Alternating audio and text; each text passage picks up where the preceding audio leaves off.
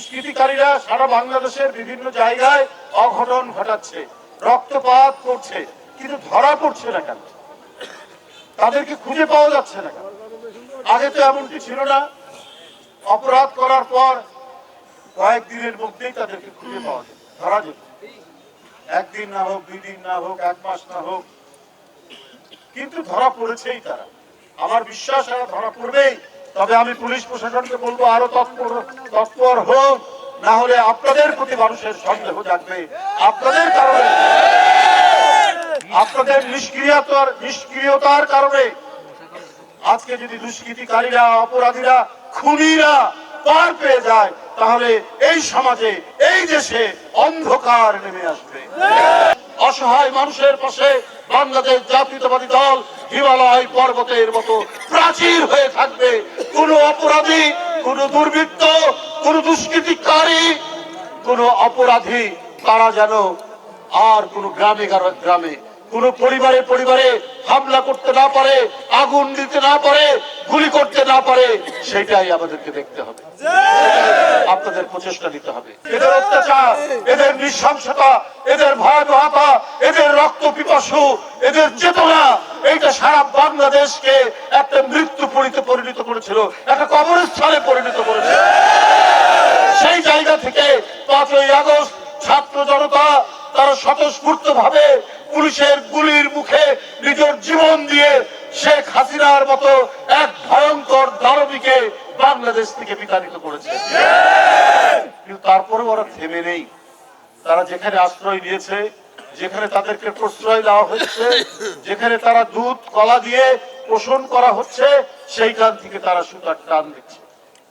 টানা তৃতীয়বার অর্জন করেছে দেশের সেরা সুপার ব্র্যান্ড স্বীকৃতি বসুন্ধরা টিস্যু। সেইখান থেকে তারা কোনো না কোনো কিছু করতে পারে, আমি জানি না, কারণ তাদের অনেকগুলো আমরা ঘটনা এর মধ্যে দেখতে পেলাম। এবং কেন আমরা বলছি এই কথাটা, কারণ এর মধ্যে আপনার অনেক অডিও প্রকাশ হয়েছে। শেখ হাসিনা ধর, মার, মেরে ফেলে দে, দেশে যেন কোনো মানে শান্তিতে কেউ না থাকতে পারে, এই ধরনের এই কথাটা হলে এই টাইপেরই তো অডিওতে কথাগুলো এসছে। তারপরে বাংলাদেশ স্থিতিশীল থাক, বাংলাদেশে শান্তি থাক, এখানে মানুষ নির্বিঘ্নে হাট ঘাট বাজার ছেড়ে, অফিস আদালত ছেড়ে, স্কুল কলেজ থেকে তার শান্তিপূর্ণ গৃহে ফিরে আসুক, এটা সে চায় না। তাদের দোসররা চায় না। তাদের দোসররা তো আছে। হাসিনা তার আত্মীয় স্বজন নিয়ে গেছে, তার দোসররা তো আছে।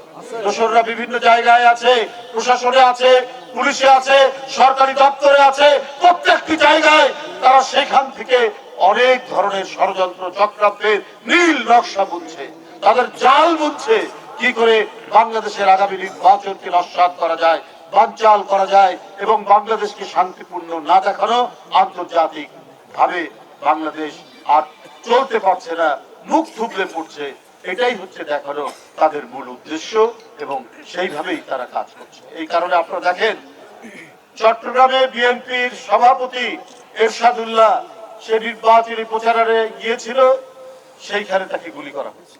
একটা স্বনামধন্য পরিবারের সন্তান, একজন নামকরা রাজনীতিবিদ, চট্টগ্রাম মহানগরীতে সবাই চিনে এরশাদুল্লাহ। তার পেটে গুলি লাগলো, তার হাতে গুলি লাগলো, দীর্ঘদিন ঢাকায় চিকিৎসা করে তারপরে কিছুটা সুস্থ হয়েছে। এরপরে একজন তরুণ ছাত্র নেতা কিছুদিন আগেই ঢাকা বিশ্ববিদ্যালয় থেকে বেরিয়েছে, শরীফ ওসমান হাদিকে তাকে গুলি করা হলো এবং মেরে ফেলা হলো, হত্যা করা হলো। এই ঘটনাগুলো কিসের আলামত? যখন কালকে তার জানাজা হচ্ছে, বিশাল জানাজা, ঠিক ওই সময় শুনলাম লক্ষ্মীপুরের একটি গ্রামে সেখানে একটি পরিবারের বাড়িতে আগুন লাগিয়ে দিয়ে একটি মেয়ে মারা গেছে, আর পরিবারের অন্যান্য সদস্যরা আগুনে দগ্ধ হচ্ছে, তার বাবা সহ। কি হৃদয় বিদারক ঘটনা!